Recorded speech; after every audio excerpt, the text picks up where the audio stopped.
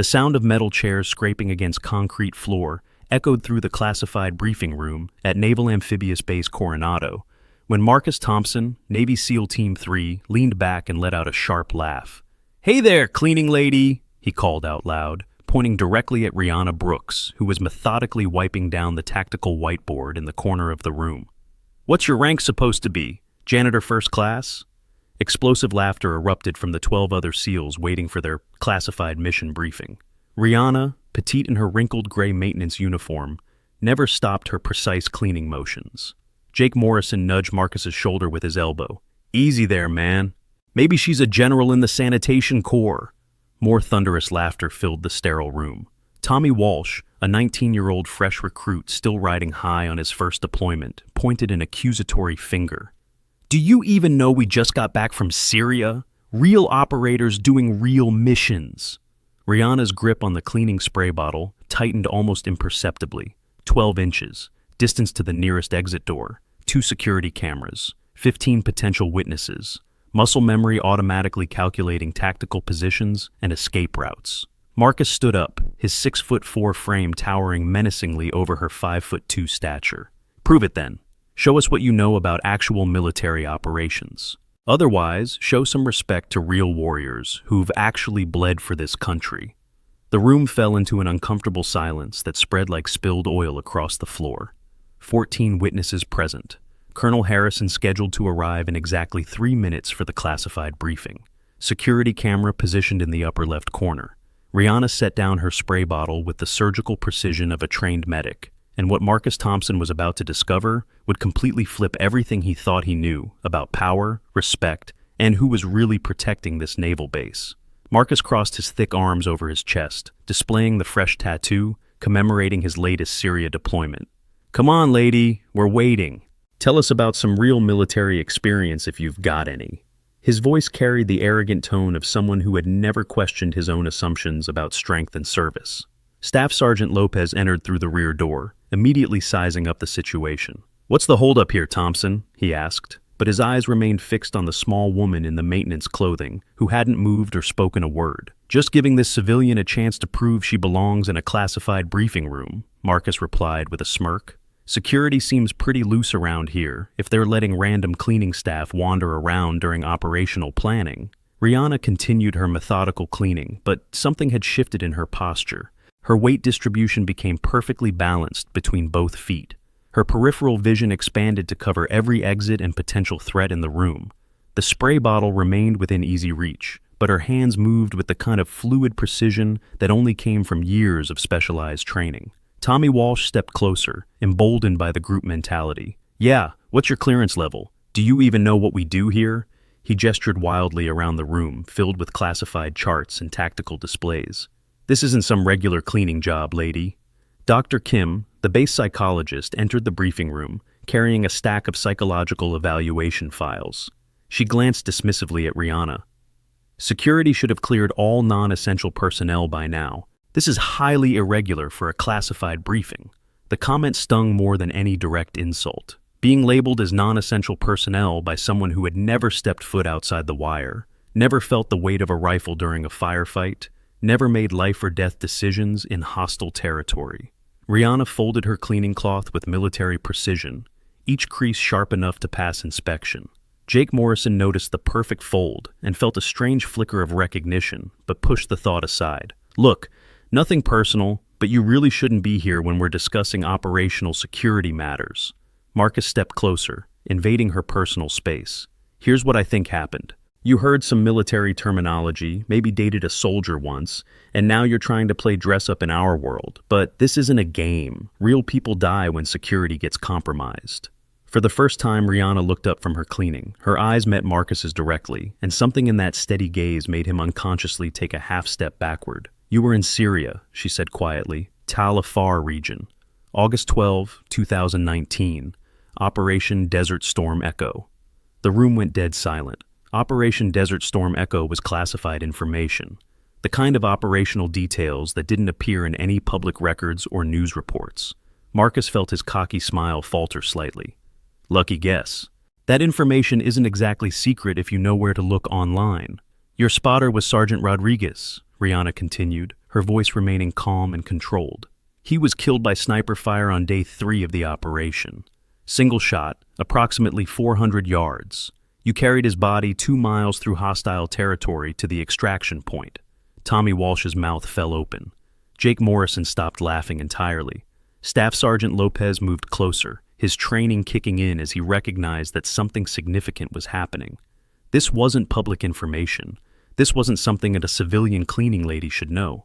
Marcus felt his chest tighten. Rodriguez had been his best friend, his battle buddy, the man who had saved his life more times than he could count. The pain of losing him still woke Marcus up at night sometimes. How could you possibly know that? Because, Rihanna said softly, returning to her cleaning, real operators don't advertise their service. They just serve. If this injustice makes your blood boil, if you believe in standing up for those who serve in silence, hit that like button and subscribe to support stories about real justice and the heroes who never seek recognition. Dr. Kim shuffled her files impatiently. This is highly inappropriate. Security should be contacted immediately about unauthorized personnel having access to classified information. She moved toward the wall-mounted phone, but Rihanna's voice stopped her. Ma'am, with respect, you might want to wait for Colonel Harrison before making any calls. There was something in her tone, a quiet authority that didn't match her humble appearance or lowly position. Marcus grabbed Rihanna's wrist as she reached for her cleaning supplies. You need to start explaining yourself right now. How does some random cleaning lady know classified operational details about missions that haven't been declassified? The moment his hand made contact, several things happened simultaneously. Rihanna's body shifted with the fluid grace of someone trained in advanced close-quarters combat. Her free hand moved to a defensive position, while her feet automatically adjusted to a combat stance. The movement was so smooth and professional that it looked almost like a dance. But instead of following through with what could have been a devastating counterattack, she stopped, pulled back, made herself small and submissive again. Sorry, she mumbled. Reflex. Sometimes I watch too many action movies. Tommy Walsh had been watching the entire exchange with growing confusion. Did you guys see how she moved? That wasn't normal. That was like professional-level defensive training. Jake Morrison nodded slowly. Yeah, I noticed that too. The way she shifted her weight, the hand positioning, that's not something you learn from watching movies. Staff Sergeant Lopez stepped forward, his years of experience in evaluating personnel kicking in. What's your name, miss? Rihanna Brooks, she replied quietly, focusing intently on folding her cleaning supplies. And where did you serve, Brooks? I never said I served, Sergeant. No, but your posture says otherwise. The way you automatically came to a modified position of attention when I entered the room. The way you folded that cloth with military creases. The way you knew classified information about operations in Syria. Lopez crossed his arms. So, let me ask again. Where did you serve? Marcus was studying her hands now, noticing details he had missed before. Calluses in specific locations that came from extensive weapons training. Small scars on her knuckles that suggested combat experience. Muscle definition in her forearms that spoke of serious physical conditioning. Those calluses, he said slowly, they're in exactly the right positions for someone who spent thousands of hours on rifle ranges and doing rope work. And that scar on your left hand looks like it came from brass ejection in close quarters. Rihanna's jaw tightened, almost imperceptibly. I work maintenance on this base. I handle tools every day. People get cuts and scrapes from manual labor. Dr. Kim was becoming increasingly agitated. This entire conversation is inappropriate. Classified information should not be discussed in front of unauthorized personnel, regardless of how they obtained that information. Actually, Doc, Jake Morrison said thoughtfully, I'm starting to think maybe she is authorized. You don't just accidentally know the kind of details she mentioned about Desert Storm Echo. That operation involved less than 30 people total. The casualty information was need-to-know only. Lieutenant Barnes entered the briefing room, immediately noticing the tension in the air. What's the situation here, gentlemen? Marcus pointed at Rihanna, who had automatically straightened her posture the moment the officer entered. This cleaning lady somehow knows classified details about our Syria operation. We're trying to figure out how and why. Lieutenant Barnes studied Rihanna carefully. State your name and clearance level. Rihanna Brooks, sir, maintenance staff.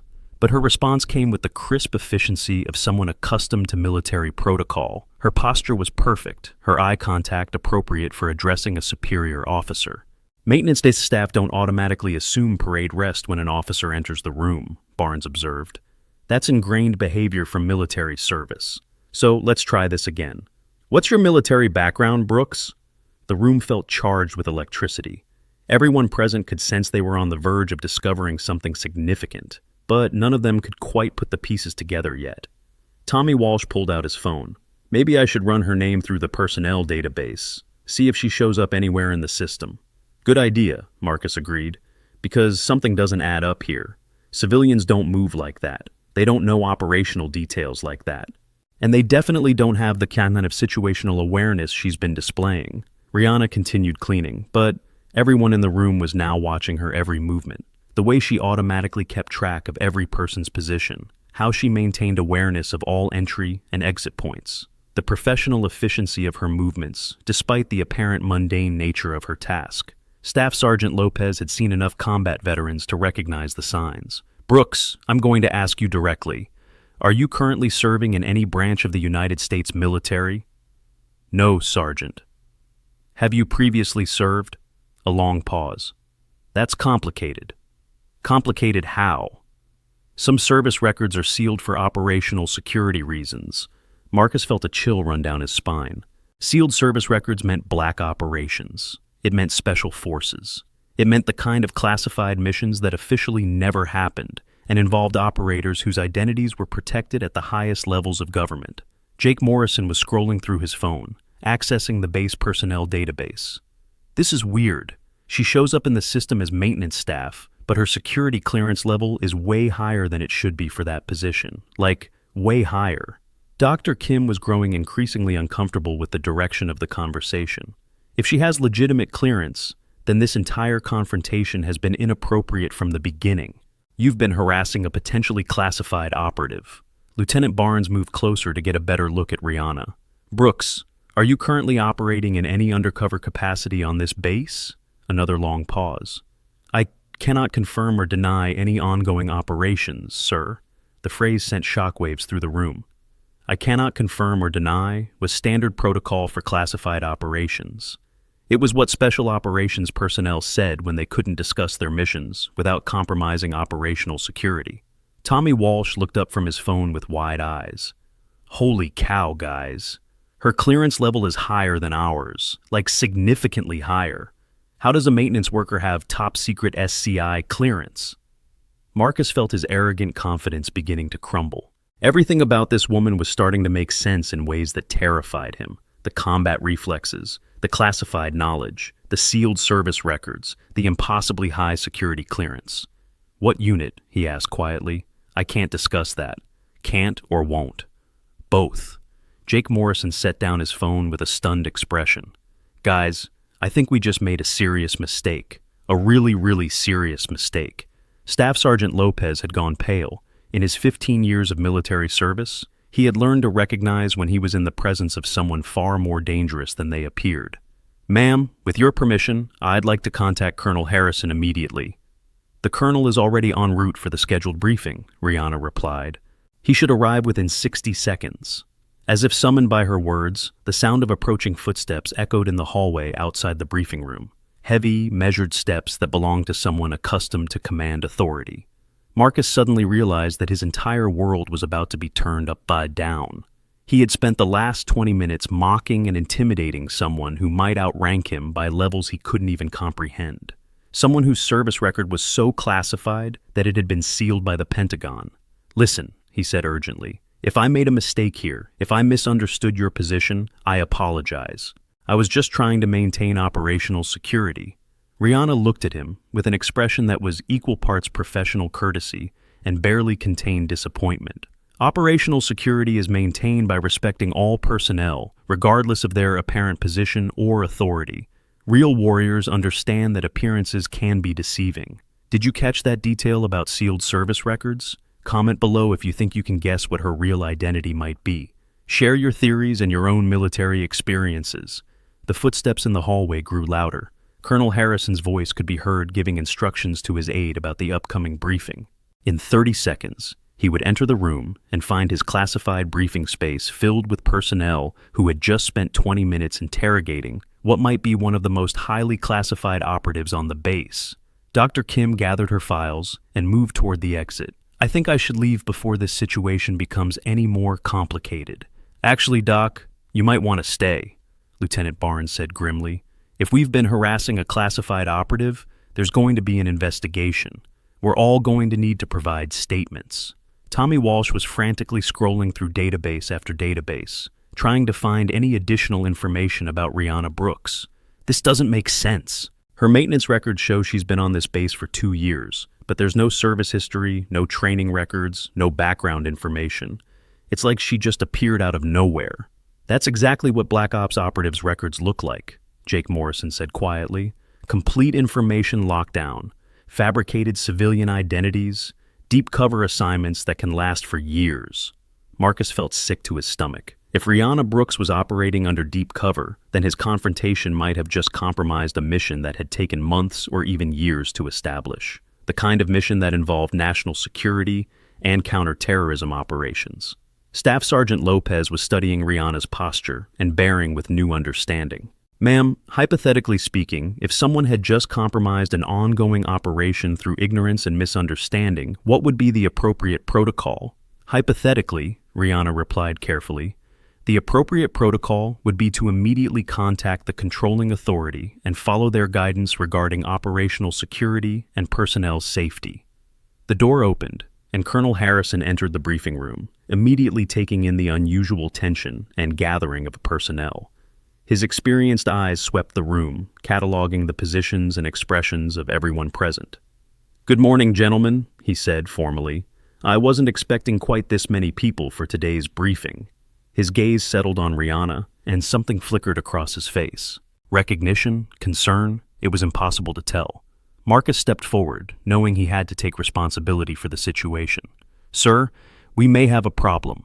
This maintenance worker seems to have access to classified information about our Syria operations. We were trying to determine how she obtained that information."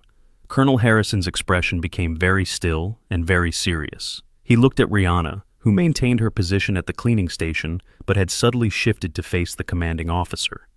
"Is that so?" Harrison said slowly. "And what classified information was discussed?" "Details about Operation Desert Storm Echo, sir. Casualty information and operational specifics that shouldn't be available to civilian personnel." Harrison nodded thoughtfully. "I see. And how did this discussion begin?" Marcus felt heat rising in his cheeks. "Sir, we were making conversation while waiting for the briefing to begin. Comments about military experience and service records." "Comments," Harrison repeated. "What kind of comments?" Tommy Walsh jumped in, trying to help clarify the situation. "We were just joking around, sir, making light conversation about ranks and service. Nothing malicious intended." Colonel Harrison's eyes narrowed slightly. "Joking around about military service with someone you assume to be a civilian contractor?" The question hung in the air like a live grenade. Everyone in the room suddenly understood that they had walked into something much larger and more serious than a simple misunderstanding. Lieutenant Barnes attempted to provide additional key text. "Sir, the situation escalated when she demonstrated knowledge that appeared to exceed her authorized access level. We became concerned about potential security breaches.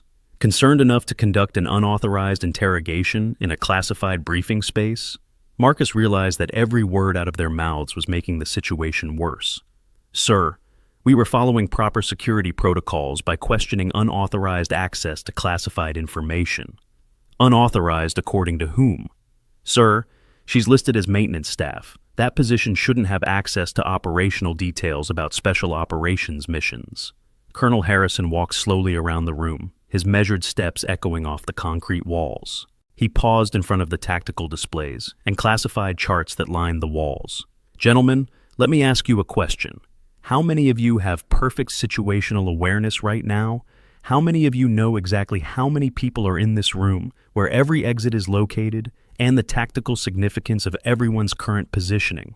The group exchanged uncertain glances. It was a strange question that seemed unrelated to the personnel issue they were trying to resolve. "Now, let me ask you this," Harrison continued. "How many of you noticed that Ms. Brooks has maintained perfect awareness of all those factors since the moment you began your conversation with her?" Jake Morrison felt a chill of realization. "Sir, Are you saying that her behavior was consistent with someone who has advanced tactical training? I'm saying that anyone with extensive special operations experience would recognize the signs of someone operating under deep cover protocols. Dr. Kim had been listening with growing alarm.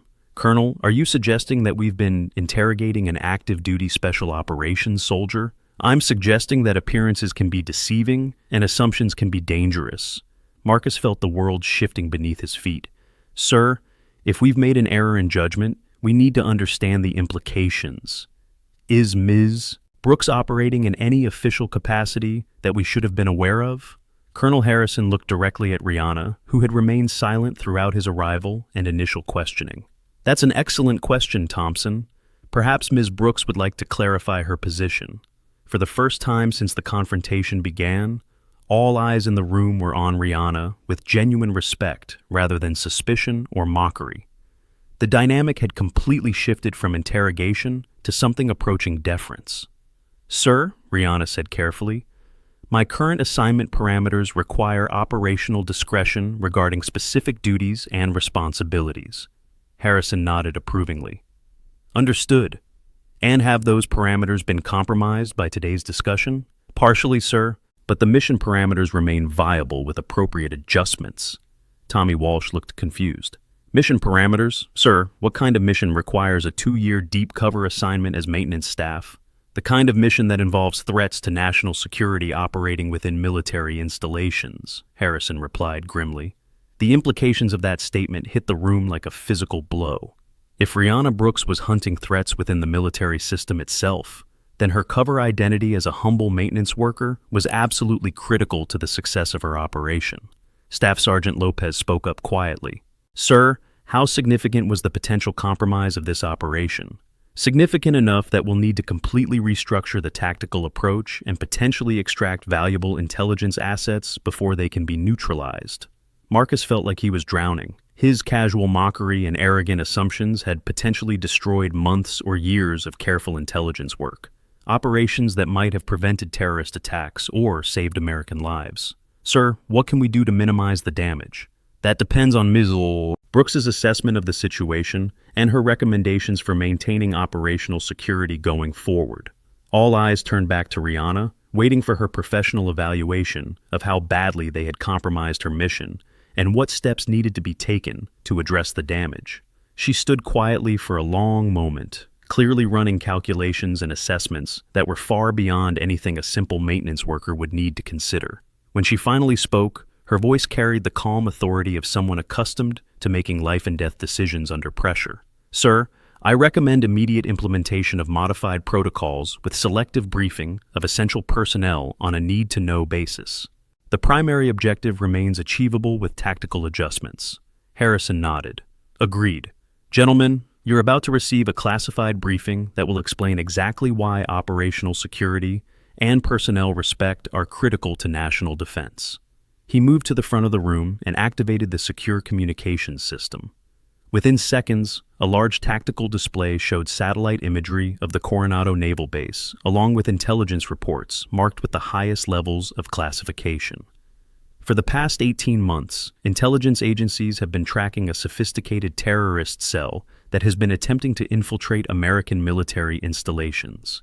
Their specific target has been Naval Special Warfare Command, with the goal of obtaining classified information about SEAL team operations and personnel. Marcus felt his blood turn cold. The idea that terrorists had been actively targeting his unit, his teammates, his family, was terrifying beyond imagination. The operation to identify and neutralize this cell has required deep cover placement of specialized operatives in positions where they could observe and track suspicious activities without being detected. Tommy Walsh was staring at Rihanna with new understanding. Ma'am, how long have you been tracking terrorists on this base? 2 years, 4 months, and 16 days, she replied precisely. And how many potential threats have you identified? 14 confirmed contacts, 7 persons of interest, and 3 high-priority targets currently under active surveillance. Jake Morrison felt dizzy.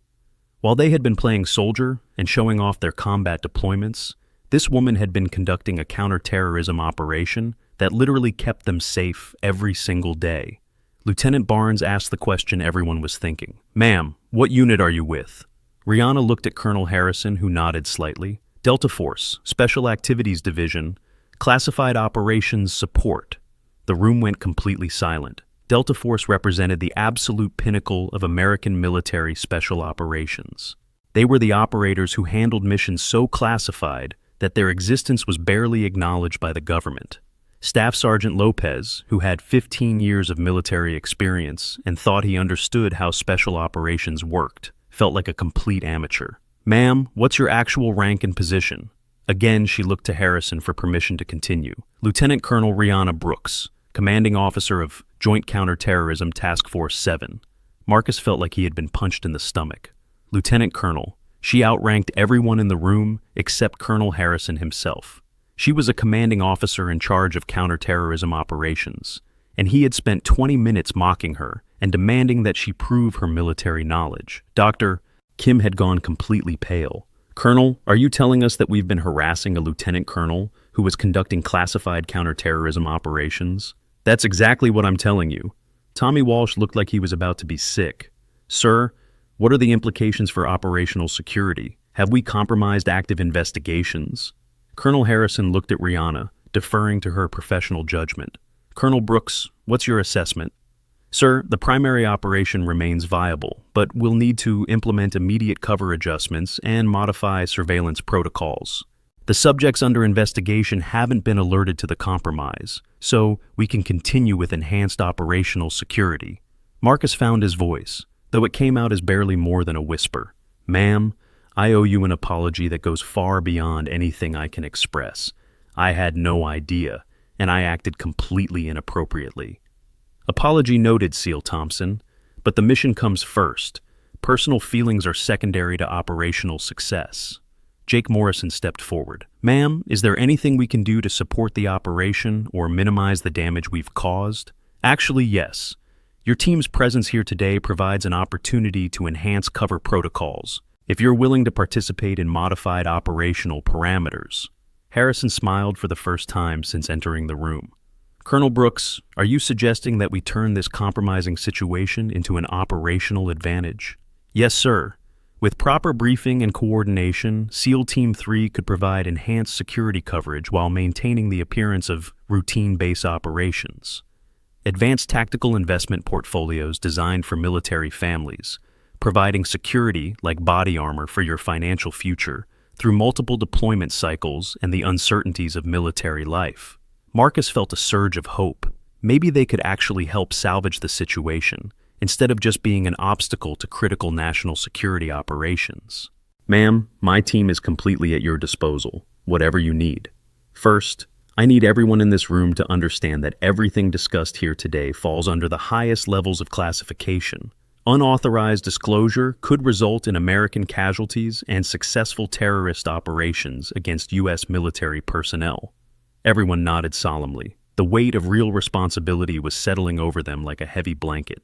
Staff Sergeant Lopez raised his hand slightly. "Ma'am, what kind of terrorist threats are we dealing with? What's the specific nature of the danger to this base?" Rihanna moved to the tactical display and pointed to several marked locations on the base map. ISIS operatives have successfully placed assets in multiple support positions throughout Naval Special Warfare Command: food service, maintenance, administrative support, and medical personnel. Tommy Walsh felt a chill of recognition. "Ma'am, are you saying that people we interact with every day might be planning to kill us?" "That's exactly what I'm saying. The operation is designed to gather intelligence about SEAL team deployment schedules, family information, home addresses, and operational capabilities. The end goal is a coordinated attack against SEAL personnel, both on base and at their homes." The room fell into shocked silence as the implications sank in. This wasn't some abstract threat happening in a distant country. This was an active plot targeting them personally, their families, their friends, their way of life. Dr. Kim was staring at the intelligence reports with growing horror. "How long have they been operational?" "We believe the infiltration began approximately 3 years ago, with active intelligence gathering starting about 14 months ago. They're in the final phases of operational planning." Marcus felt anger building in his chest, but it was a different kind of anger than the casual arrogance he had displayed earlier. This was the focused rage of a warrior who had just learned that enemies were threatening his brothers and their families. "What do you need from us?" "I need your team to continue normal operations while providing enhanced observational support. You'll be briefed on specific individuals to watch for, and behaviors that might indicate active intelligence gathering or operational planning." Lieutenant Barnes leaned forward intently. "Ma'am, how close are they to implementing whatever attack they're planning?" "Intelligence suggests they're in final preparation phases. We estimate 2 to 4 weeks before they move to active operations." Jake Morrison felt the urgency of the situation settling over him like combat stress. "So, we have a limited window to identify and neutralize the threats before American service members start dying." "Correct." Colonel Harrison activated additional tactical displays showing detailed intelligence reports, surveillance photos, and threat assessments. "Gentlemen, what you're about to see represents 2 years of careful investigation into one of the most serious threats to American military personnel since 9/11. The photographs showed surveillance images of base personnel going about their daily routines, but with detailed annotations marking suspicious behaviors, unusual access patterns, and communication protocols that suggested coordinated intelligence operations. Staff Sergeant Lopez studied the images carefully. "Some of these people I recognize from daily base operations. People I've eaten lunch with, people I've worked with on routine assignments. That's what makes this threat so dangerous," Rihanna explained. "They're not obvious outsiders. They're people who have been carefully placed in positions where they can observe and gather information without raising suspicion." Tommy Walsh pointed to one of the surveillance photos. "That's Ahmed from the base cafeteria. He's been working there for over 2 years. Always friendly, always helpful. Are you telling me he's a terrorist?" "I'm telling you that Ahmed has been photographing SEAL team personnel, documenting their eating habits and schedules, and transmitting that information to external contacts using encrypted communication methods." Marcus felt a combination of betrayal and determination that reminded him of his worst combat experiences. The enemy wasn't wearing uniforms or carrying obvious weapons. They were hiding in plain sight, using trust and familiarity as weapons. What's the ultimate goal of their operation? Coordinated assassination of SEAL team leadership, bombing of family housing areas, and theft of classified operational information that would compromise ongoing missions in multiple theaters. Dr. Kim set down her files with shaking hands. "This is beyond anything I was trained to handle. This is active warfare on American soil." "Yes, it is. And it's the kind of warfare that requires operators who can blend into civilian environments and conduct sustained surveillance operations without detection." Jake Morrison looked at Rihanna with new respect and understanding. "That's why you've been working as maintenance staff. It gives you access to the entire base while appearing completely harmless." "Correct. Maintenance personnel can access virtually any area of the base without raising questions. They're invisible, overlooked, and trusted with entry to secure areas." Lieutenant Barnes was studying the tactical displays with the intensity of someone trying to memorize critical information. "Ma'am, what specific support do you need from SEAL Team 3? Enhanced observational protocols during routine operations, documentation of unusual behaviors or conversations, reporting of any requests for information about team schedules, personnel, or family details." Marcus felt the weight of a real responsibility settling over his shoulders. This wasn't a game or a show of military prowess. This was life and death for real people, including his teammates and their families. "We'll do whatever it takes." Colonel Harrison nodded approvingly. "That's the kind of commitment this operation requires. But I need everyone to understand that from this moment forward, you're operating under wartime protocols regarding operational security and information sharing." Tommy Walsh raised his hand uncertainly. "Sir, what about our families? Should we warn them about potential threats?" Rihanna considered the question carefully. "Limited security enhancement without specific details that might compromise the investigation. General awareness of increased security protocols without revealing the nature of the threat." Staff Sergeant Lopez was taking notes on a secure tablet. "Ma'am, how do we balance normal operations with enhanced surveillance responsibilities?" "Integration into existing routines. The surveillance subjects expect to see SEAL personnel conducting normal base activities. Your presence provides additional observational coverage while maintaining operational security." Dr. Kim looked up from the intelligence reports she had been reviewing. From a psychological perspective, how do we maintain normal behavior patterns while knowing that potential terrorists are observing our daily activities? Professional discipline and mission focus. The same mental preparation you use for overseas deployments applies to domestic counterterrorism operations. Marcus found himself looking at Rihanna with complete admiration. For 2 years, she had maintained perfect operational discipline while conducting one of the most dangerous assignments imaginable, living among potential terrorists, gathering intelligence, preparing for operations that could save hundreds of American lives. Ma'am, I want you to know that my team considers it an honor to support this operation in any way possible. Noted and appreciated, SEAL Thompson. Jake Morrison was studying the base layout on the tactical display. Ma'am, are there specific areas of the base where we should focus our observational efforts? Communications facilities, administrative offices, and family housing areas. Those are the primary intelligence targets for the terrorist cell. The meeting continued for another hour, with detailed briefings on specific threats, surveillance protocols, and operational security procedures. By the time Colonel Harrison dismissed the group, everyone understood that they had transitioned from routine military service to active participation in critical national security operations. As the team prepared to leave the briefing room, Marcus approached Rihanna privately. Ma'am, I need to apologize again for my behavior earlier. It was completely inappropriate and unprofessional. SEAL Thompson, in special operations we focus on mission success rather than personal conflicts. Your team's willingness to support this operation demonstrates the kind of professionalism that makes counterterrorism possible. Thank you, ma'am. Is there anything specific my team should know about working with you going forward? Maintain normal operational patterns while remaining alert for the surveillance targets we've identified. Report anything unusual through the secure communication channels we've established. Tommy Walsh joined the conversation hesitantly. Ma'am, I just want to say that I learned something important today about making assumptions and judging people by appearances. That's a valuable lesson for any military operator, SEAL Walsh. As they left the briefing room, Marcus felt like his entire understanding of military service had been fundamentally changed.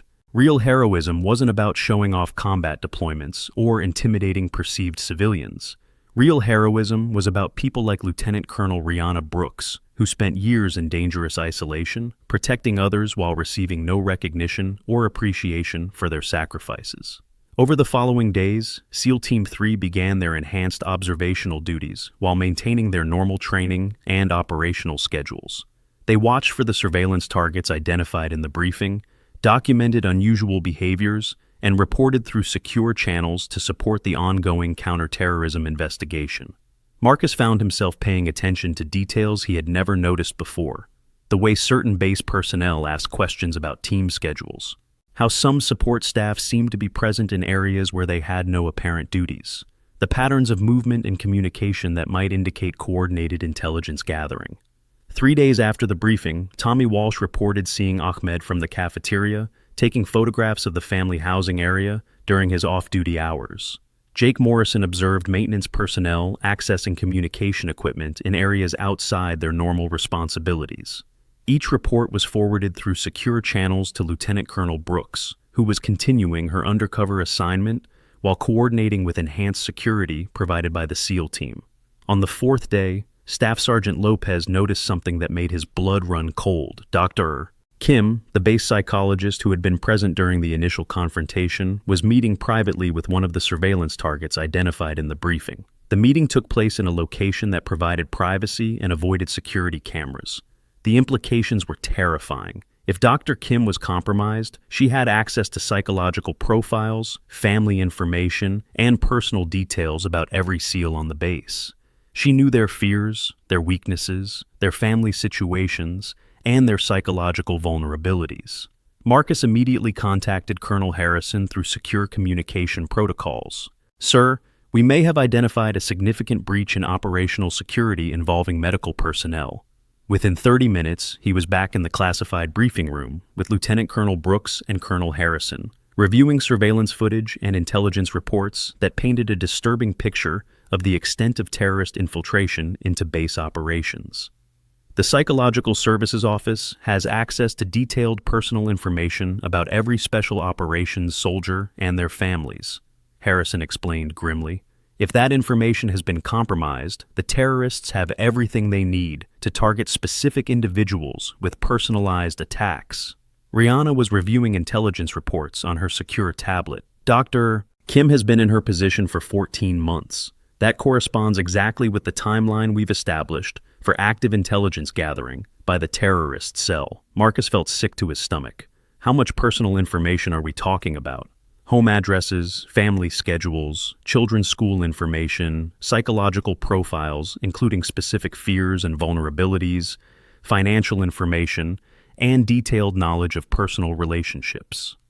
The scope of the intelligence breach was staggering. The terrorists didn't just know where SEAL personnel lived and worked. They knew how to hurt them in the most personal and devastating ways possible. What's our next move? Colonel Harrison and Lieutenant Colonel Brooks exchanged a look that suggested they had been preparing for this possibility. We accelerate the timeline, Brooks said decisively. We can't wait for them to implement their attack plans. We need to move to active neutralization of the terrorist cell before they can use the intelligence they have gathered. Marcus felt the familiar surge of adrenaline that came with transitioning from preparation to active operations. What do you need from my team? Full operational support for a coordinated takedown of the entire terrorist network. This is going to happen fast, and we need every available operator. Colonel Harrison activated secure communication with higher headquarters. I'm authorizing immediate implementation of Operation Lighthouse. All personnel will be briefed on active counterterrorism protocols within the next 6 hours. As Marcus left the briefing room, for the second time in less than a week, he understood that everything was about to change. The casual mockery and arrogant assumptions of a few days ago seemed like they had happened in another lifetime. Lieutenant Colonel Rihanna Brooks had spent 2 years protecting him and his teammates, while they remained completely unaware of the threats surrounding them. Now, it was time for SEAL Team 3 to return that protection and ensure that the terrorists who had infiltrated their base would never have the opportunity to harm American service members or their families. The real operation was just beginning. The secure communication system buzzed with incoming priority messages as Colonel Harrison coordinated with Joint Special Operations Command regarding the accelerated timeline for Operation Lighthouse. Within 6 hours, every special operations unit on the West Coast would be mobilized to support the largest domestic counterterrorism operation since 9/11. Marcus stood in the corner of the briefing room, watching Lieutenant Colonel Brooks coordinate multiple intelligence streams with the efficiency of someone who had been planning for this moment for 2 years.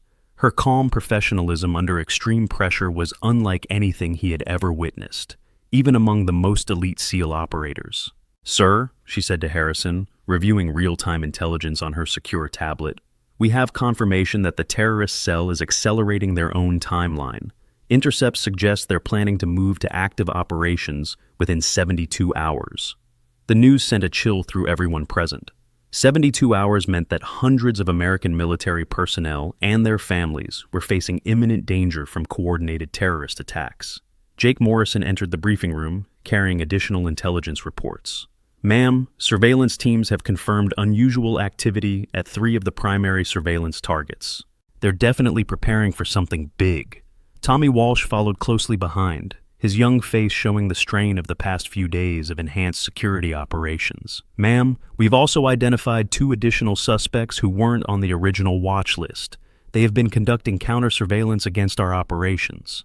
Staff Sergeant Lopez joined the group, bringing with him the grim reality of how sophisticated the terrorist infiltration had become. "Colonel Brooks, the psychological services breach is worse than we initially assessed. Dr. Kim has been copying files and transmitting detailed personal information about SEAL families for at least 8 months. Lieutenant Colonel Brooks processed this information with the calculating mind of someone trained to turn intelligence into actionable operations. That gives them detailed targeting information for coordinated attacks against both military personnel and civilian family members. The implications were staggering. The terrorists weren't just planning to attack military targets. They were preparing to strike at the homes, schools, and daily lives of American military families who had no idea they were being hunted. Colonel Harrison activated the secure video conference system, connecting directly with Pentagon officials who had been monitoring the operation from the highest levels of government. "Sir, this is Colonel Harrison at Coronado. We need immediate authorization for full-scale domestic counterterrorism operations." The The voice that responded carried the authority of someone accustomed to making decisions that affected national security. Colonel, you have full authorization for Operation Lighthouse. All necessary resources are being deployed to support your mission. Marcus felt the familiar surge of adrenaline that came with transitioning from training to combat operations. But this was different from overseas deployments. This was protecting American soil, American families, American communities from enemies who had infiltrated their daily lives. "Ma'am," he said to Lieutenant Colonel Brooks, "what specific role do you need SEAL Team 3 to play in the takedown operations?" "Primary assault teams for the high-priority targets. These individuals are highly trained, well-armed, and fully prepared to engage in lethal combat rather than surrender." Jake Morrison checked his equipment loadout for the third time in 10 minutes. "How many targets are we talking about total?" 14 confirmed hostiles, 7 support personnel, and 3 high-value targets who are coordinating the overall operation. Tommy Walsh was studying tactical maps of the base and surrounding civilian areas. "Ma'am, what about collateral damage concerns? Some of these targets are positioned in areas with civilian personnel. Precision operations only. No room for error. These targets cannot be allowed to escape or activate any contingency plans they may have developed." The weight of responsibility was enormous. A single mistake could result in terrorist attacks against American military families, or civilian casualties from the counterterrorism operations themselves. Staff Sergeant Lopez raised a critical question. "Ma'am, what's the coordination protocol with local law enforcement? Some of these targets extend beyond base boundaries." "FBI counterterrorism units are coordinating with local authorities. This is a joint federal operation with full law enforcement support." Colonel Harrison was reviewing final operational plans with military precision. "Execution timeline is set for 0600 hours tomorrow. All units will be in position by 0530. Lieutenant Colonel Brooks looked around the room at the men who had transitioned from mockery to absolute professional respect in less than a week. "Gentlemen, I want you to understand that this operation will prevent attacks that could have killed dozens of American service members and their families. The intelligence gathered over the past 2 years has been worth the personal cost." Marcus felt compelled to address the elephant in the room. "Ma'am, about the personal cost. The way we treated you when this all started. That was completely unacceptable. And I want you to know that my team will spend the rest of our careers trying to earn back the respect we should have shown from the beginning." SEAL Thompson, successful operations require teams that can adapt, learn, and focus on mission objectives rather than personal conflicts. Your team has demonstrated exactly those qualities. The professional grace with which she handled their earlier behavior made Marcus respect her even more. She had every right to be angry, to demand formal apologies, to make their lives difficult in retaliation for their inappropriate conduct. Instead, she maintained mission focus and treated them as valued colleagues. Jake Morrison was reviewing intelligence photos of the terrorist targets. "Ma'am, some of these individuals have been working on this base for years. People have developed personal relationships with them. This is going to be psychologically difficult for a lot of personnel. That's exactly why these kinds of infiltration operations are so effective. They exploit trust, familiarity, and human nature to gain access and gather intelligence." Tommy Walsh looked up from his tactical planning notes. "How do we prevent this kind of infiltration in the future? Enhanced background investigations, continuous monitoring of personnel with access to sensitive information, and improved security protocols for all support personnel positions." The discussion was interrupted by an urgent communication from base security. "Colonel Harrison, we have eyes on unusual activity at Target 7. He appears to be destroying documents and preparing to leave the base." Harrison immediately activated tactical communications. "All units, Target 7 is potentially compromising. Prepare for immediate interdiction." Lieutenant Colonel Brooks was already moving toward her equipment locker. "Sir, request permission to activate early containment protocols." "Granted. All teams move to ready positions immediately." Marcus felt the familiar rush of operational urgency. "Ma'am, where do you need SEAL Team 3 positioned?" "North perimeter of the administrative complex. Target 7 has access to multiple escape routes, and we cannot allow him to reach civilian areas or contact other cell members." Within minutes, the briefing room had transformed into a tactical operations center, with multiple teams coordinating through secure communications. Real-time surveillance feeds showed the target destroying files and packing equipment with the urgency of someone who knew his cover had been compromised. Staff Sergeant Lopez was monitoring communication intercepts. "Ma'am, we're picking up encrypted transmissions from Target 7's location. He's definitely trying to alert other cell members." Signal intelligence teams are jamming all unauthorized communications from the base, but we need to assume that some information may have gotten through. Jake Morrison was studying real-time video feeds from the target area. Target 7 is armed and appears to be wearing body armor. This isn't going to be a simple arrest. Negative. All targets should be considered armed, trained, and willing to engage in lethal combat. Rules of engagement are appropriate for hostile forces. The secure communication system crackled with reports from surveillance teams positioned around the base. Control, Target 12 is also showing signs of unusual activity. Request guidance on containment protocols. Colonel Harrison was coordinating with multiple units simultaneously. All surveillance teams, report status on all primary targets immediately. Over the next 10 minutes, it became clear that the terrorist cell was implementing some kind of contingency plan. Multiple targets were showing signs of preparing to flee or destroy evidence, suggesting that their operational security had been compromised despite careful intelligence work. "Ma'am," Marcus said urgently, "it looks like they know we're on to them. Should we move to immediate containment of all targets?" Lieutenant Colonel Brooks was analyzing multiple intelligence streams in real time. "Affirmative. Signal all units to move to active interdiction. We cannot allow any targets to escape or activate contingency plans." The base-wide operation began with coordinated teams moving simultaneously bolt against 14 different targets. SEAL Team 3 took responsibility for the 3 highest priority individuals, while FBI and Marine units handled the support personnel and secondary targets. Marcus led his team through the administrative complex toward Target 7's last known position. The building was eerily quiet, with all civilian personnel having been evacuated under the cover of a routine emergency drill. "Movement," Jake Morrison whispered into his tactical radio. "Target 7 is attempting to exit through the rear entrance." "Copy that. Moving to intercept." The engagement was brief but intense. Target 7 was indeed armed and wearing body armor, and he demonstrated combat training that confirmed the intelligence assessments about the sophistication of the terrorist cell. The fact that he chose to engage rather than surrender indicated that capture would have revealed information he was willing to die to protect. Within 30 minutes, 10 of the 14 primary targets had been either apprehended or neutralized. The remaining 4 had successfully escaped the immediate area, but coordinated law enforcement operations were tracking them through civilian areas. Tommy Walsh was providing security while intelligence teams searched Target 7's workspace.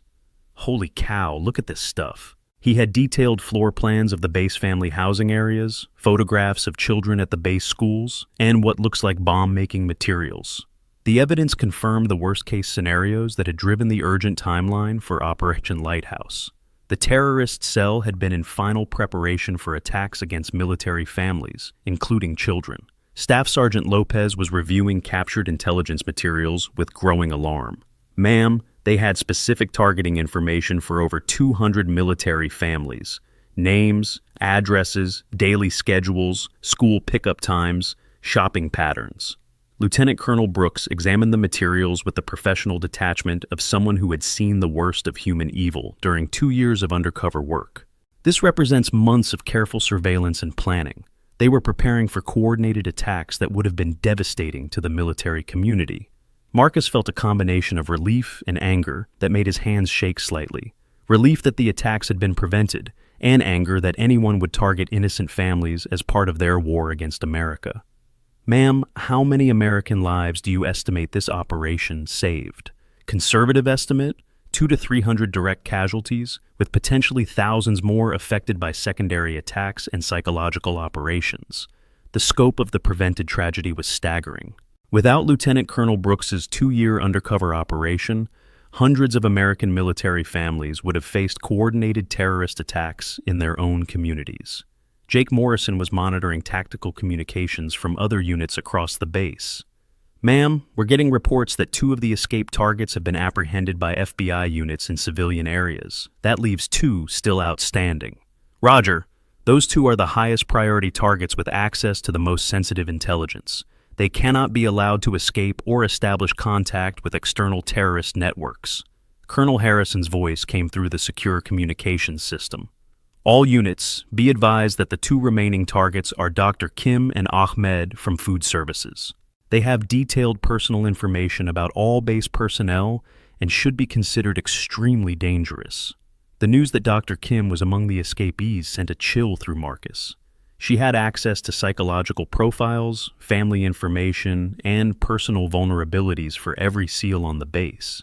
If she reached external terrorist contacts, that information could be used for attacks that would continue for months or even years. Ma'am, what's the probability that Dr. Kim and Ahmed will be able to establish contact with external terrorist networks? High, unless they're apprehended within the next 6 hours. After that, we have to assume that all compromised information will be shared with hostile intelligence services. Tommy Walsh looked up from monitoring intelligence reports. Ma'am, what does that mean for the families who were targeted? Are they going to need long-term protection? Potentially, depending on how much intelligence escapes with the remaining targets. The weight of ongoing responsibility was sobering. Even with the successful disruption of the immediate terrorist cell, the operation had created new security concerns that would affect military families for an indefinite period. Staff Sergeant Lopez was coordinating with base security about enhanced protection protocols. Ma'am, what kind of long-term security measures are we looking at for affected personnel? Relocation assistance for families who were specifically targeted, enhanced security at base schools and family facilities, and continuous monitoring for potential follow-up attacks. Marcus realized that Lieutenant Colonel Brooks's sacrifice had extended far beyond the 2 years of undercover work. The intelligence she had gathered would require ongoing security operations to protect the people she had been working to save. Ma'am, I want my team to volunteer for any long-term security operations that support the families affected by this intelligence breach. Noted and appreciated, SEAL Thompson. The tactical operations continued throughout the day as law enforcement agencies across Southern California coordinated efforts to locate and apprehend the 2 remaining terrorist operatives. Every hour that passed increased the probability that sensitive intelligence would be transmitted to external hostile networks. By late afternoon, FBI units had successfully located and apprehended Ahmed near the Mexican border. His capture yielded additional intelligence about external contacts and funding sources for the terrorist cell, providing valuable information for broader counterterrorism operations. Dr. Kim remained at large, representing the most serious ongoing threat due to her access to detailed psychological and personal information about military families. As evening approached, Colonel Harrison called another briefing to assess the overall success of Operation Lighthouse and plan for ongoing security concerns. Gentlemen, he began, today's operation prevented what intelligence services assess would have been the most devastating terrorist attack against American military personnel since 9/11. The room fell silent as the magnitude of that statement sank in. They had been part of an operation that literally saved hundreds of American lives. However, Harrison continued, we still have significant ongoing concerns regarding the intelligence that may have been compromised through Dr. Kim's escape. Lieutenant Colonel Brooks activated tactical displays showing the scope of intelligence that remained at risk. Dr. Kim had access to detailed personal information about over 400 military families. Psychological profiles, financial information, family schedules, and specific vulnerabilities that could be exploited for targeted attacks. Marcus felt the weight of unfinished business. Ma'am, what resources are being deployed to locate Dr. Kim? Full federal task force including FBI, CIA, NSA, and military intelligence units. This is now classified as a matter of national security with the highest possible priority. Jake Morrison was studying intelligence reports about Dr. Kim's background and training. Ma'am, what kind of training does she have? Are we dealing with a professional intelligence operative or a recruited asset? Professional operative with advanced training in psychological manipulation, intelligence gathering, and operational security. She's been operating under deep cover for at least 3 years. The revelation that Dr. Kim was a trained intelligence operative rather than simply a recruited sympathizer added another layer of complexity to the situation. Professional operatives had escape protocols, external support networks, and advanced training in evading capture. Tommy Walsh raised a practical question. Ma'am, what immediate security measures are being implemented for the families who were specifically targeted? temporary relocation for the highest-risk families, enhanced security at all base facilities, and 24-hour protection for key personnel until the threat is neutralized. Staff Sergeant Lopez was reviewing the list of affected personnel. Ma'am, that's a significant security operation. Are we talking about months of enhanced protection protocols? Potentially. Professional intelligence operatives can maintain operational capability for extended periods, especially if they successfully establish contact with external support networks. The discussion was interrupted by an urgent communication from the FBI task force. Colonel Harrison, this is Agent Rodriguez with the Dr. Kim task force. We have a positive location and are preparing for apprehension operations. Harrison immediately activated secure communications with the federal task force. Agent Rodriguez, what's the tactical situation? Subject is located at a private residence approximately 30 miles east of the base. She appears to be preparing for immediate departure, possibly to Mexico. Are you confident you can prevent her escape? Affirmative, sir. We have the location completely surrounded with full tactical support. Lieutenant Colonel Brooks was monitoring multiple intelligence streams simultaneously. Agent Rodriguez, has the subject had time to transmit any of the compromised intelligence to external contacts? Unknown at this time, ma'am. She's been at this location for approximately 4 hours, which would have provided sufficient time for data transmission.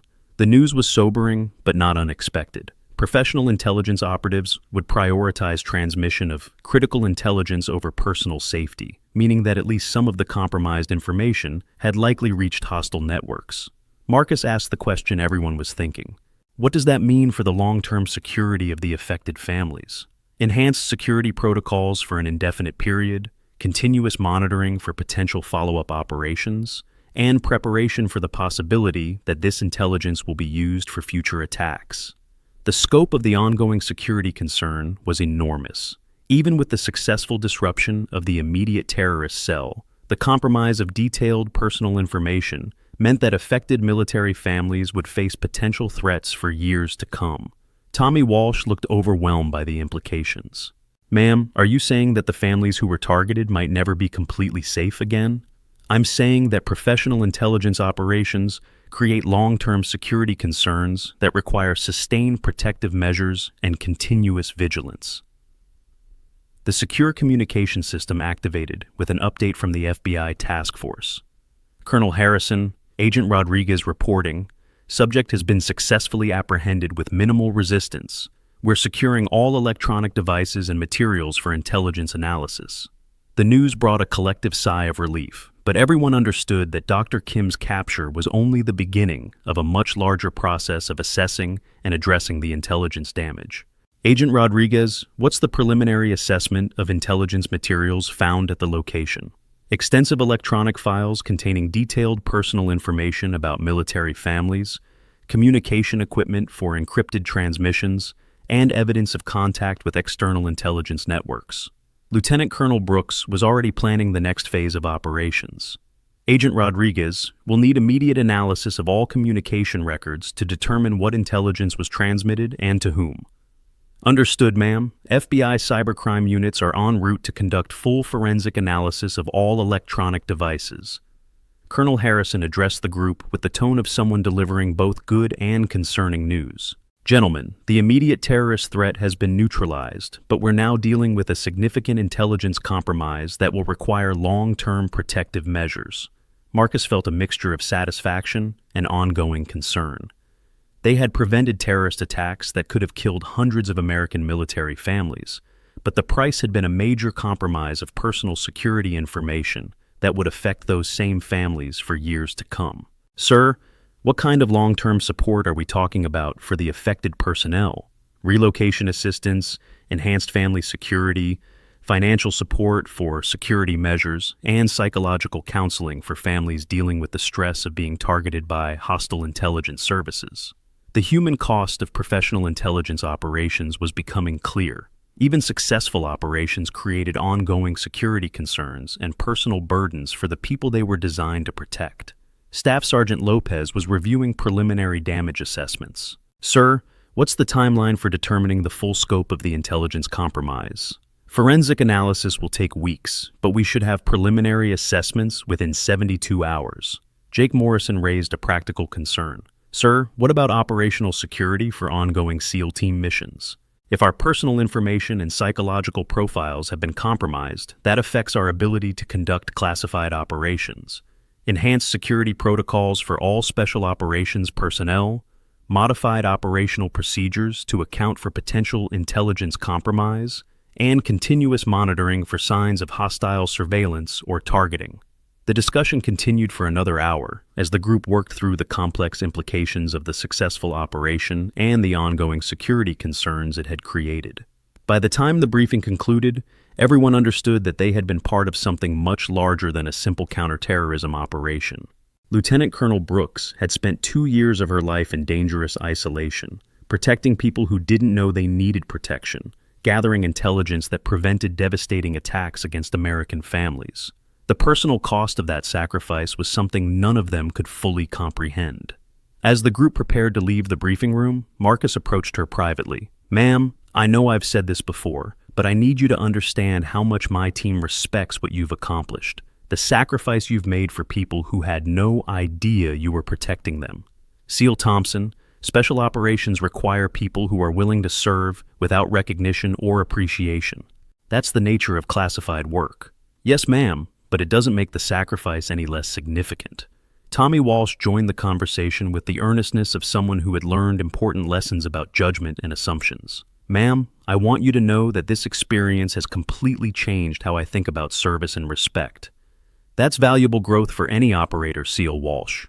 Jake Morrison approached with a question that had been bothering him since the initial briefing. "Ma'am, if you don't mind me asking, what made you choose this kind of assignment? 2 years of undercover work has to be incredibly isolating and dangerous." Lieutenant Colonel Brooks considered the question carefully. Someone has to do the jobs that keep Americans safe. The fact that those jobs are dangerous or isolating doesn't change the need for them to be done. Staff Sergeant Lopez nodded with understanding that came from 15 years of military service. "Ma'am, that's the kind of attitude that makes special operations possible." As they left the briefing room, Marcus reflected on how dramatically his understanding of heroism and service had changed over the past week. Real heroism wasn't about dramatic combat actions or public recognition.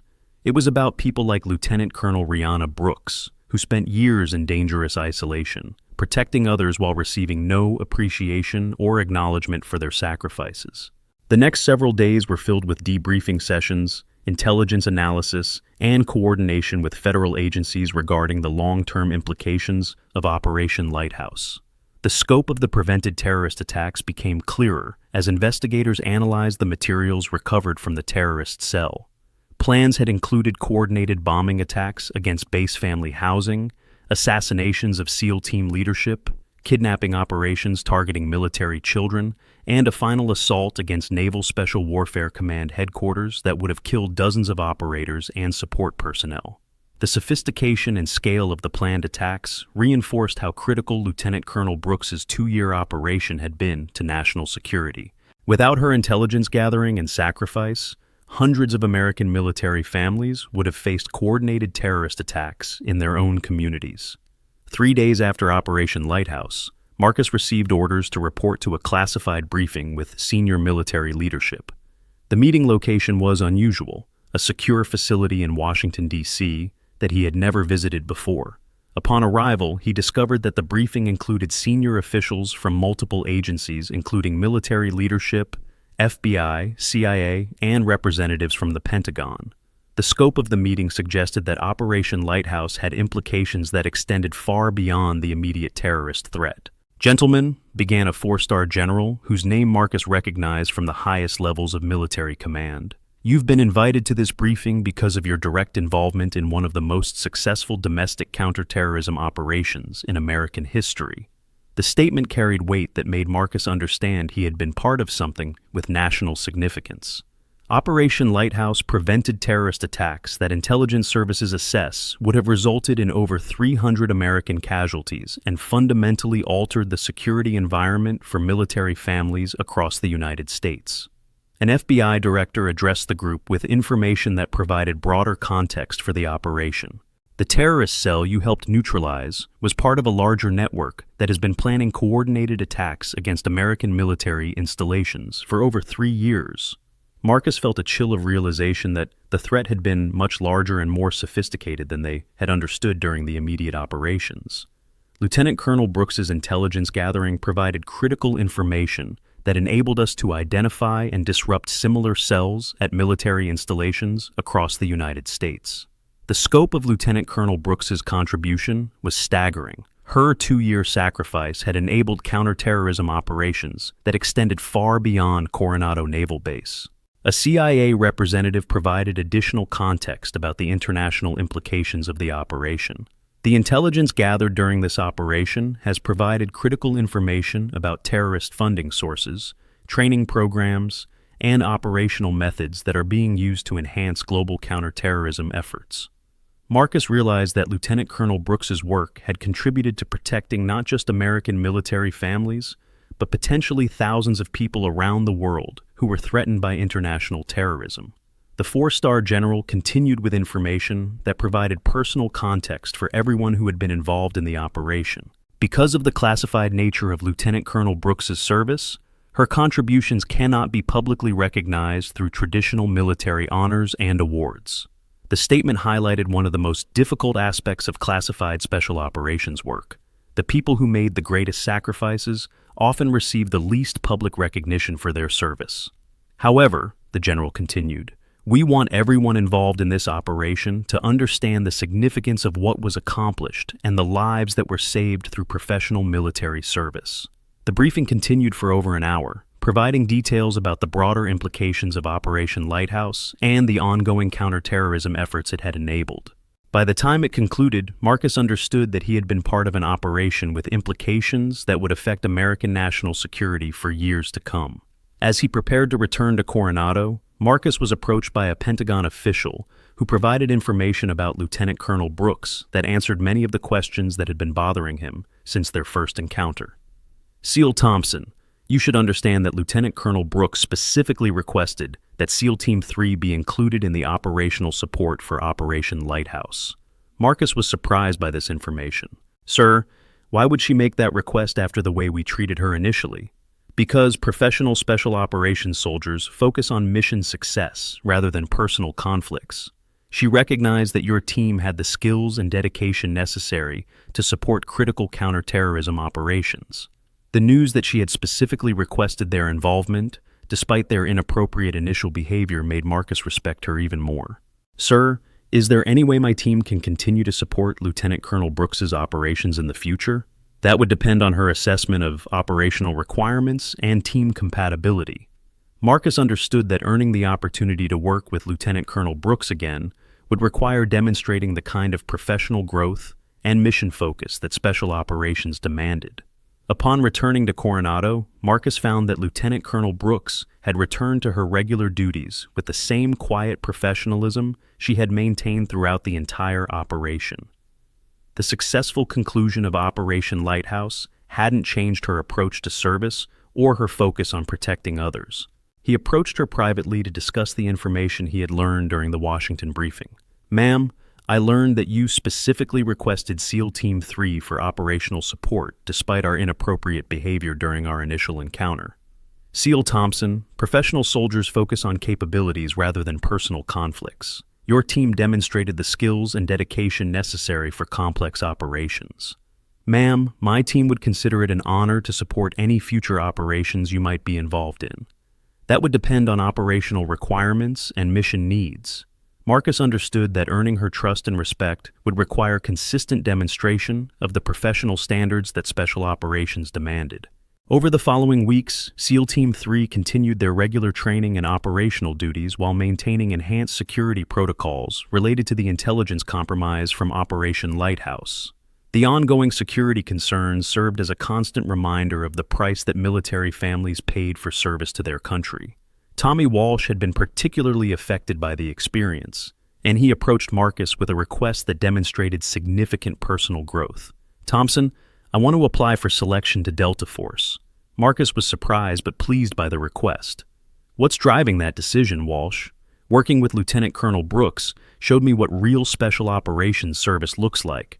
I want to develop the kind of skills and dedication that make that level of service possible. Jake Morrison made a similar request, explaining that the experience had fundamentally changed his understanding of what military service could accomplish. Staff Sergeant Lopez decided to extend his military service beyond his planned retirement date, citing the experience as a reminder of why he had chosen military service in the first place. The impact of working with Lieutenant Colonel Brooks had affected everyone involved in ways that would influence their military careers and personal development for years to come. 3 weeks after Operation Lighthouse, Marcus received notification that he was being recommended for assignment to Joint Special Operations Command, with the possibility of working on classified counterterrorism operations similar to the one they had just completed. The recommendation had come directly from Lieutenant Colonel Brooks, who had identified his team as having the skills and professional development necessary for advanced special operations work. Marcus understood that the opportunity was a result of the professional growth his team had demonstrated during Operation Lighthouse, and he was determined to prove worthy of the confidence she had shown in their capabilities. Military Legal Consultation Services, specializing in veteran rights protection and classified clearance issues requiring discreet professional representation for complex security matters. 6 months later, Marcus found himself assigned to a classified facility where he was reunited with Lieutenant Colonel Brooks for another critical counterterrorism operation. The professional relationship they had developed during Operation Lighthouse had become the foundation for ongoing collaboration on some of the most important national security missions in the American military. Working with her again, Marcus was struck by the consistency of her professional standards and mission focus. She treated him and his team with the same respect and confidence she had shown during their previous operation, despite their inappropriate initial behavior. "Ma'am," he said during a planning session for their new assignment, "I want you to know that working with you fundamentally changed how my team approaches military service. That's the kind of professional development that makes complex operations possible, SEAL Thompson." "Yes, ma'am, and we're determined to prove worthy of the confidence you've shown in our capabilities. Focus on mission success, and everything else will follow." The simple wisdom of her approach to military service continued to guide Marcus and his team as they took on increasingly complex and dangerous assignments. The experience of Operation Lighthouse had taught them that real heroism was often quiet, unrecognized, and sustained over long periods of sacrifice and isolation. Lieutenant Colonel Rihanna Brooks represented the best of American military service. The willingness to serve without recognition, to sacrifice personal comfort for the safety of others, and to maintain professional standards even when facing inappropriate treatment from colleagues. Marcus understood that he and his team had been privileged to learn from someone whose dedication to service exceeded anything they had previously encountered. The lessons learned during Operation Lighthouse would guide their military careers and personal development for the rest of their lives. As they prepared for their new mission, Marcus reflected on the journey that had brought them from casual mockery of a perceived civilian to deep respect for one of the most accomplished special operations soldiers in American military service. The transformation had required admitting their mistakes, demonstrating professional growth, and proving their commitment to the standards of excellence that special operations demanded. But the opportunity to serve alongside Lieutenant Colonel Brooks and contribute to critical national security operations made every moment of that growth worthwhile. Real military service was about protecting others, often without recognition or appreciation. It was about people like Lieutenant Colonel Brooks, who spent years in dangerous isolation to keep Americans safe. And it was about the privilege of being part of something larger than personal ambition or individual achievement. Marcus and his team had learned that lesson through experience, and they were determined to live up to the example she had set for professional military service and personal sacrifice. Next week's story features a Marine colonel with a shocking family secret that will change everything you think you know about military loyalty and the price of classified service. The secure phone buzzed with an incoming priority communication as Lieutenant Colonel Brooks reviewed intelligence reports for their new assignment. The sound was immediately recognizable as the tone reserved for the highest levels of classified communication. "Phoenix, this is Control. We have a problem." Marcus watched as her expression shifted to the focused intensity that indicated a significant operational development.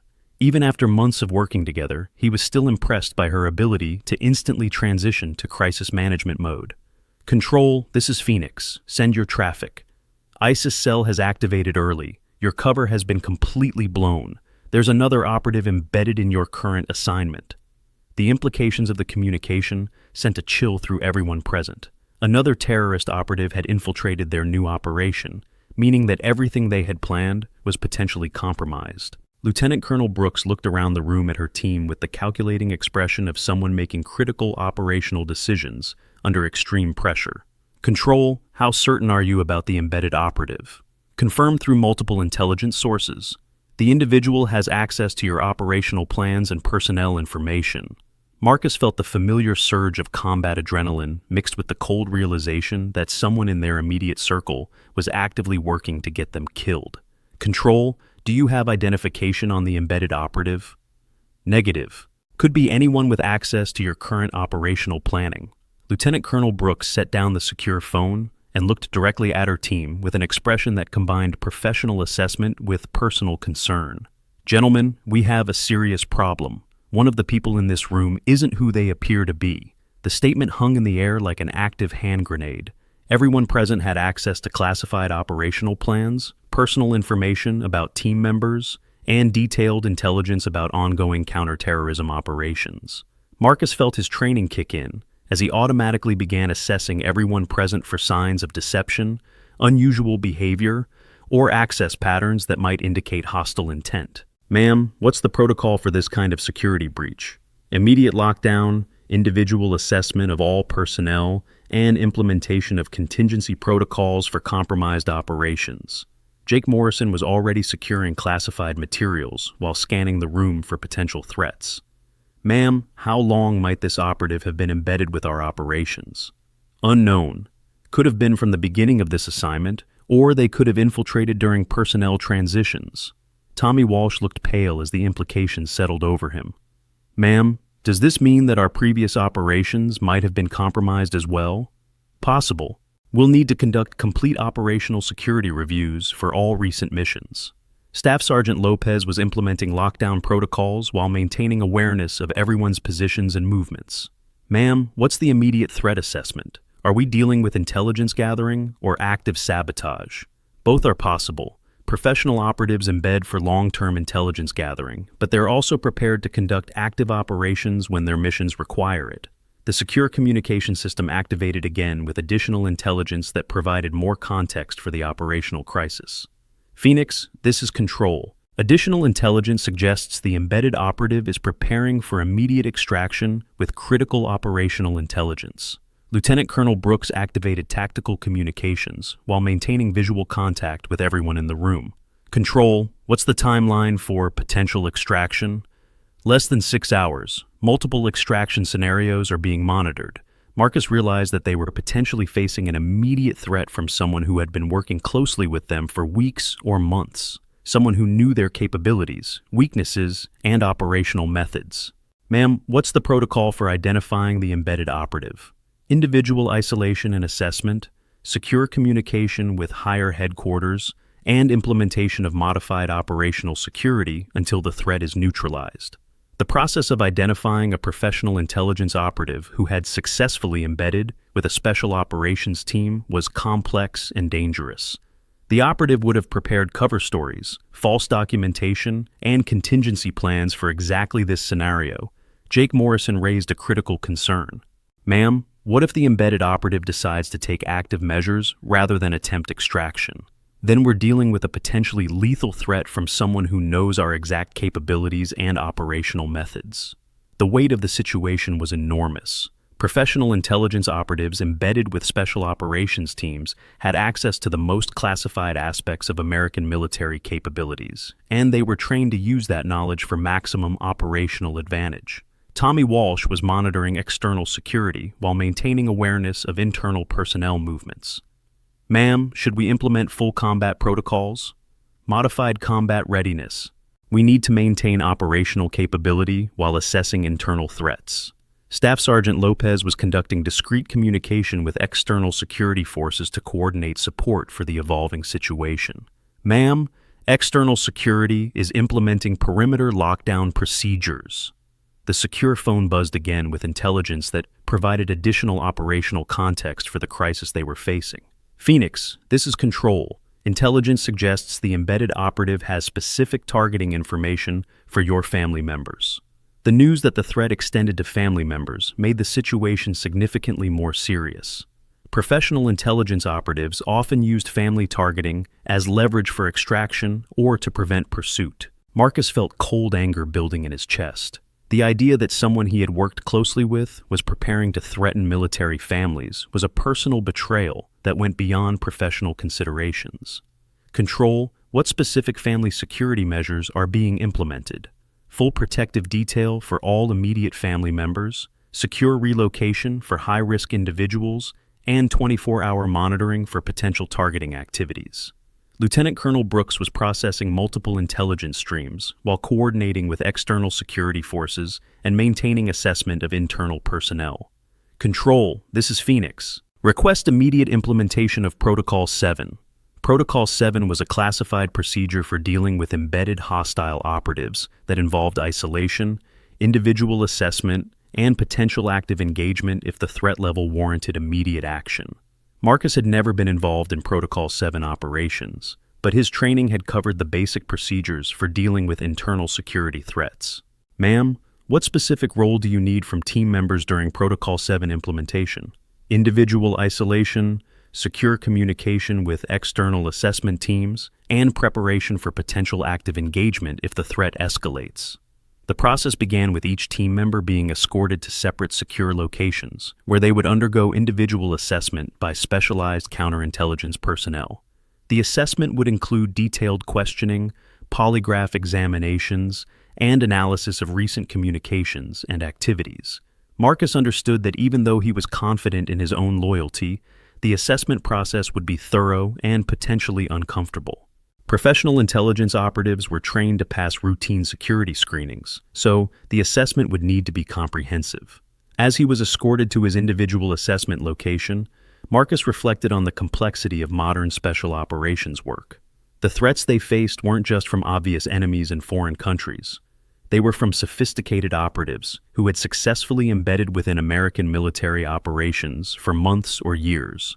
The assessment process took several hours and included detailed questioning about his background, family relationships, financial situation, recent activities, and access to classified information. Counterintelligence specialists reviewed his communication records, travel patterns, and associations with the thoroughness of people trained to identify sophisticated deception. By the time the individual assessments were completed, external intelligence teams had identified the embedded operative through analysis of communication patterns, financial records, and coordination with international counterintelligence services. The operative turned out to be someone who had been working with the team for over 6 months, someone Marcus had developed professional relationships with and had come to trust as a colleague. The discovery that someone he had worked closely with was actually a hostile intelligence operative was personally disturbing and professionally sobering. It reinforced the reality that modern special operations required constant vigilance against sophisticated threats that could come from any direction. Lieutenant Colonel Brooks coordinated the operational response to neutralize the embedded threat while maintaining security for ongoing operations and protecting the personal safety of all team members and their families. The successful identification and neutralization of the embedded operative demonstrated the effectiveness of the security protocols and counterintelligence capabilities that protected American special operations, but it also highlighted the constant threat environment that military personnel and their families faced. Marcus emerged from the experience with even greater respect for Lieutenant Colonel Brooks's professional capabilities and personal dedication to protecting others. Her ability to identify and respond to sophisticated threats while maintaining operational effectiveness was unlike anything he had encountered in his military career. "Ma'am," he said after the crisis had been resolved, "I want you to know that my team's confidence in your leadership has been reinforced by how you handled this situation. Professional special operations require constant adaptation to evolving threats, SEAL Thompson. Today's situation was well within normal operational parameters for this type of assignment." Her matter-of-fact approach to dealing with life-threatening situations from embedded operatives reinforced Marcus's understanding that he was working with someone whose experience and capabilities exceeded anything he had previously encountered. The incident also served as a reminder that the threats faced by American military personnel were constantly evolving and becoming more sophisticated. The enemies they faced were no longer limited to traditional military forces or obvious terrorist organizations. Modern threats included professional intelligence operatives trained to blend seamlessly into American military operations, gather critical intelligence over extended periods, and strike when their missions required maximum operational impact. Lieutenant Colonel Brooks had spent years developing the skills and experience necessary to identify and counter these sophisticated threats while maintaining the operational effectiveness that American national security required. Working with her had provided Marcus and his team with insights into the complexity of modern special operations and the level of professional dedication required to protect American interests against increasingly sophisticated adversaries. As they prepared for their next assignment, Marcus understood that the lessons learned from working with Lieutenant Colonel Brooks would guide his military career for years to come. The experience had taught him that real military service required constant professional growth, unwavering dedication to protecting others, and the humility to learn from colleagues whose experience and capabilities exceeded his own. The journey from casual mockery to deep professional respect had been transformative for Marcus and his entire team, in ways that extended far beyond their immediate military assignments.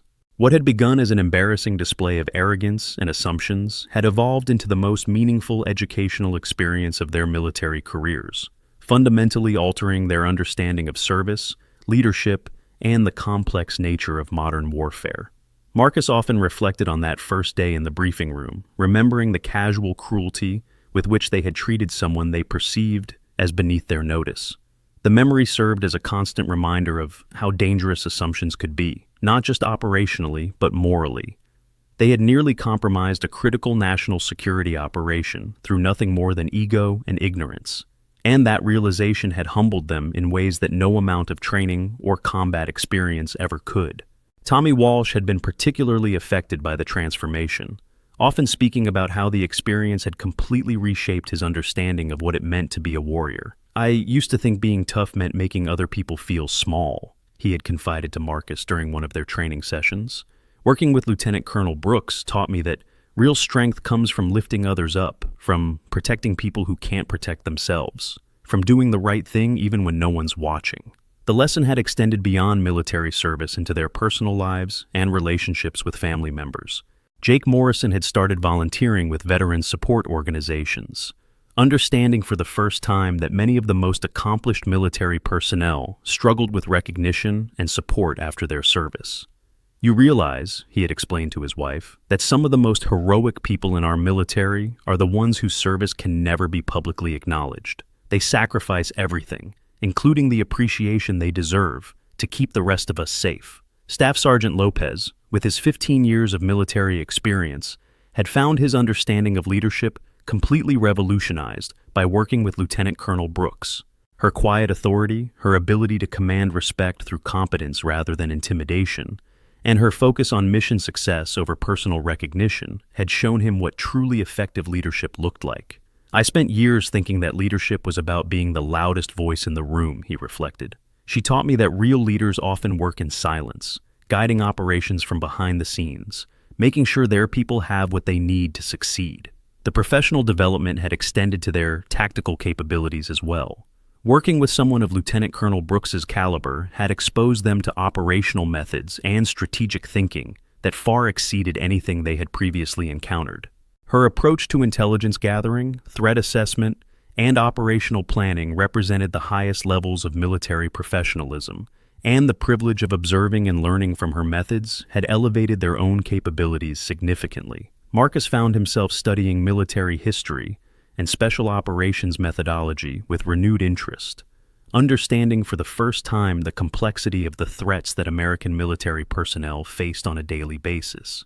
The sophisticated nature of modern intelligence operations, the patience required for long-term undercover assignments, and the personal sacrifice involved in protecting others without recognition had given him a profound appreciation for the depth of commitment required for elite military service. The experience had also affected their relationships with their families, who had been unknowingly protected by Lieutenant Colonel Brooks's 2-year operation. Marcus's wife had been particularly moved when she learned the extent to which their family's safety had depended on someone they had never met, someone whose sacrifice they could never adequately repay.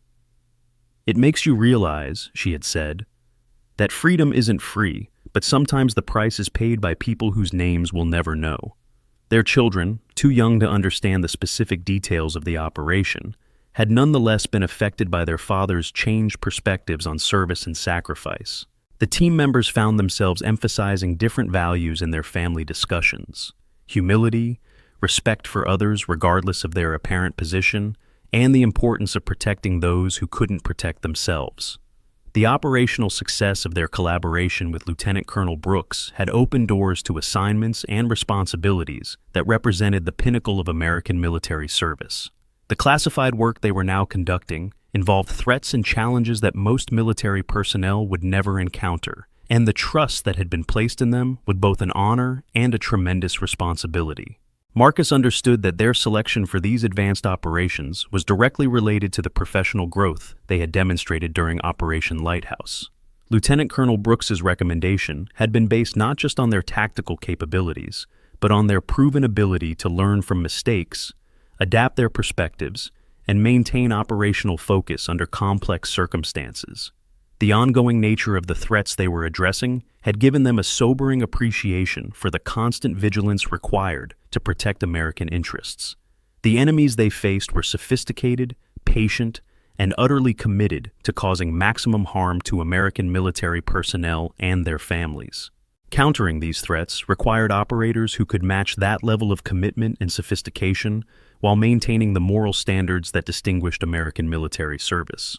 Working with Lieutenant Colonel Brooks had taught them that elite military service required more than physical capabilities or tactical skills. It demanded intellectual honesty, emotional maturity, and the kind of personal integrity that could withstand the isolation and pressure of classified operations.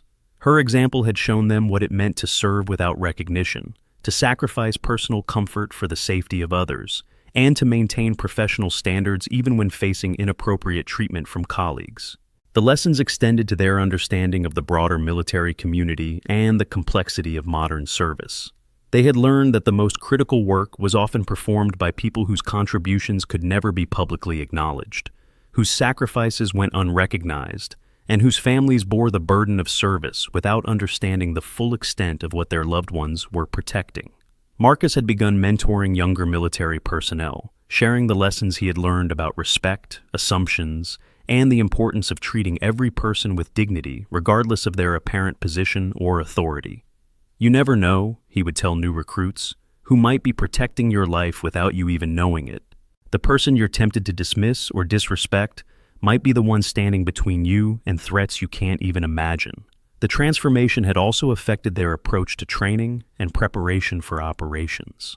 They now approached every assignment with the understanding that appearances could be deceiving, that threats could come from unexpected directions, and that operational success often depended on the contributions of people whose roles were not immediately obvious. Lieutenant Colonel Rihanna Brooks represented the best of American military service, not because of any single operation or accomplishment, but because of her sustained commitment to protecting others without seeking recognition or reward.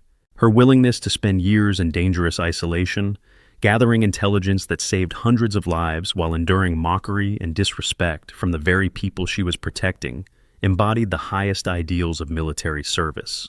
The privilege of working with her had made them better soldiers and better people by showing them what true dedication looked like.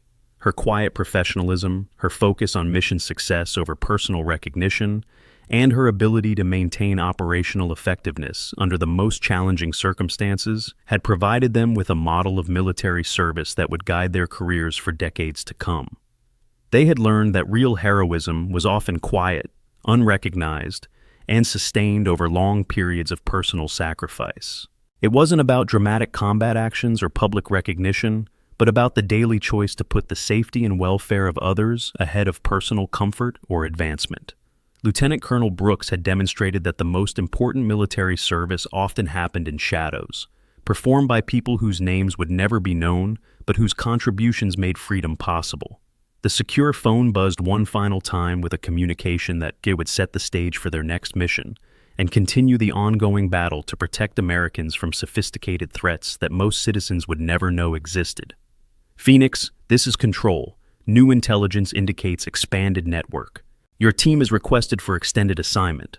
Marcus looked at Lieutenant Colonel Brooks and understood that their collaboration was just beginning. The fight to protect Americans from sophisticated threats would continue, and they would face it together with the professional skills and personal dedication that special operations demanded. The commitment represented not just professional duty, but personal gratitude for the lessons they had learned, and the privilege of serving alongside one of America's most accomplished warriors.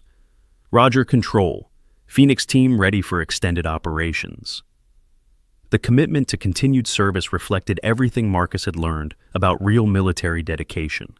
It wasn't about personal recognition or individual achievement.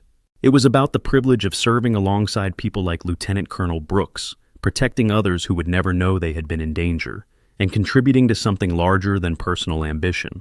The work they were doing would never be publicly acknowledged, their sacrifices would go unrecognized, and their families would bear the burden of service without fully understanding what they were protecting. But that was precisely what made it meaningful. The story would continue with new challenges, new threats, and new opportunities to demonstrate the professional excellence that American Special Operations required. But Marcus and his team were ready, having learned from one of the best soldiers in American military service. They understood now that elite military service was not about proving superiority over others, but about proving worthy of the trust placed in them by their country and their fellow service members. Because one thing was certain, in a world of constantly evolving threats, America would always need people willing to serve in the shadows, protecting others without recognition, maintaining the vigilance that freedom required. These threats would become more sophisticated, more patient, and more dangerous with each passing year, requiring operators who could match that evolution with their own professional growth and dedication. And sometimes, those people would be found in the most unexpected places, doing the most critical work, making the greatest sacrifices for the safety of people they would never meet. They would be disguised as cleaning staff, maintenance workers, administrative personnel, and support staff, conducting the most dangerous and important operations in American military service while remaining invisible to those they protected. That was the real meaning of military service. And Marcus and his team had learned that lesson from Lieutenant Colonel Rihanna Brooks, the woman they had once dismissed as just a cleaning lady, who turned out to be one of the most accomplished warriors in American military history.